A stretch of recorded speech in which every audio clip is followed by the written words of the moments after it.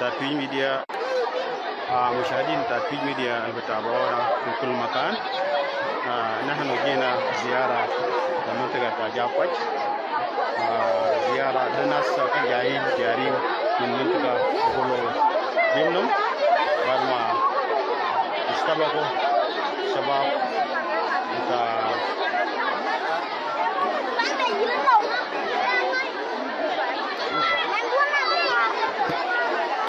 kai dai ko ni ben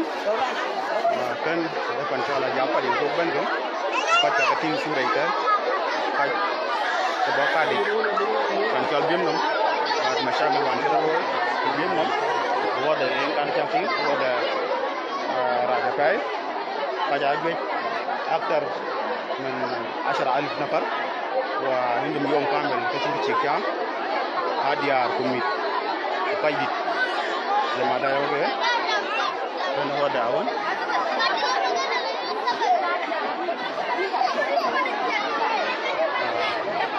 كنا نقول له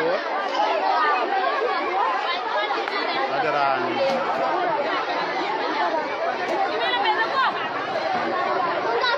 ada raja saya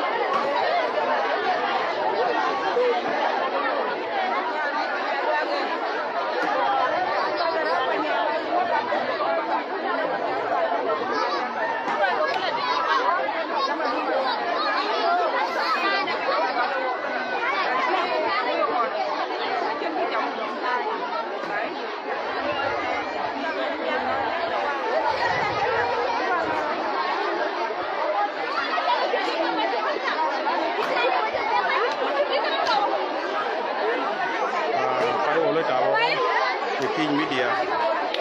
wai banakol, karena japai, wabe, jaga tinggal ben kusura, kan, akai wan ben bay, kontrol bim nom, akai wan wabe kadi, wada jaga tinggal, wada raja kai, wada terakhir kan, ada di aktor men alif wala alifin nafar, ukan ada ni karo macam ni cikiam. Baik kejuban ziarah المنظمة شغل ماما فرجع كتيم رجوات وده كده نندي نيارا جباي بين كاجا بين كدور asal buat daden lah nami kudia umai di kaja on serial oke kalau bunyo bai ben di bai ting ben ban buat daden raja pai ada ningaro cin piu o cin cam o cin ay haja ada rana on dayo pin ben kawi baking marahala kipan kal biom nam kedot pai ka akai ka baba ya kat ria ge pacha ting ra baba ya cin ko cin kunum bukai kan wada raja pai jema dai web amit ini biome kecil ciyo kota jaliu kota maliu ada tinsok atau wanda telajat wo wario tuan kolora kama bulu zahar kene ku bunyo da kuma ban biranti ajara na on derial bu kai do kai ka akai wan bobe kontrol biom no au bunyo be wati we ben chúc thêm bố được quá bố để bao nhiêu được hai liên hóa thì phần cho là giáo quách mà sao phải giáo quách để viêm là bằng Iran bên hay cái arba sa cái chốc cái các nhiệt cái chim cả atau bao cái chốc cái chát và để nó ra như thế 2 days cái chim chỉ chạm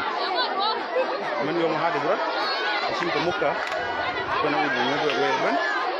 và kia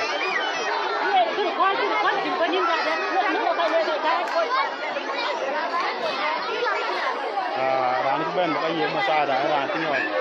منظمة صغير ومنظمة بعيدا ran sol abuna polkat ben ketem rajwat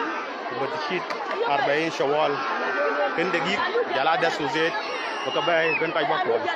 ken na wu ñu be ko bakki we ben kay dai pinam wa da ara ja pay ken ko ju wen kan ci ko benten wa da dena raj chaki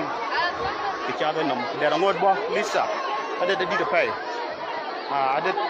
bo di de pay ken na wu ñu be bakki we ko ben ken malu ma ken أي زول بتابعنا على في ميديا هنتكلم معاكم بعربي بسيط. نحن يوم الليلة جينا منطقة الجاكوج، والناس اللي شايفينه قدامكم ديل ناس جايين من جري من الحرب لما كان في مشكلة حصل في منطقة بغلب بيمنو. زي ما شايفين الوضع وضع صعب شديد، النساء وأطفال وكبار السن يوصلوا المنطقة ده زي ما شايفينه. في منظمة محلية بغلب حاول يساعد ناس زي ما شايفين، عندهم لهم يومين بدون اكل بدون مويه بدون اي حاجه زي ما شايفين الوضع. حتى الان عدد كبير لسه جاي في الشارع بيمنهم لمنطقه جاكوج تقريبا 3 ساعات ولا 4 ساعات بعدها زولجي. وده حاليا كده الناس اللي كان جايين قبل شويه قاعد بمطير قاعد كتير دول بيجوا وصل فانا جاكوج من كده وقتها جاكوج وقاعد كادي ان شاء الله بيمنو كنا داي 2 counties داي counties كارو اما هذين كارو كرر كن itu dengan rubuhnya dok, karena ketinggi cat kan, ini abona pol kan cat kau yang cetem, berjuar, berci darbain syawal, baik, ben kai kuan, darbain syawal kan benis belum, aceh haja basit sedikit, شكل فطور بس وجبته لأن عدد أدي تبعي ada randayo kabla gua tinggal ada di pasar dan mit agak ketuanya kai pizza ketuan dulu zahat kan kolega kuma ala mustawa kan dulu basudan di manzar kan biting dulu hawal bisa kita bisa kuan dan wada den araj min karo kan mi take won kamga kan kan mu kowe ko pantau japa kaya kita bele fit township oke ka boka di ko boriage ka bandan boriage je tingon ne bay ke ne ben ka chada chin de ma to ga tin ke ka boka chin adi ma kai haja wada raja kai to kan daga luta ba ko tafasila bu kai yewe ba shoya ko ngolora ko marala yindi duk do shukran bu kai luta ba ala fin video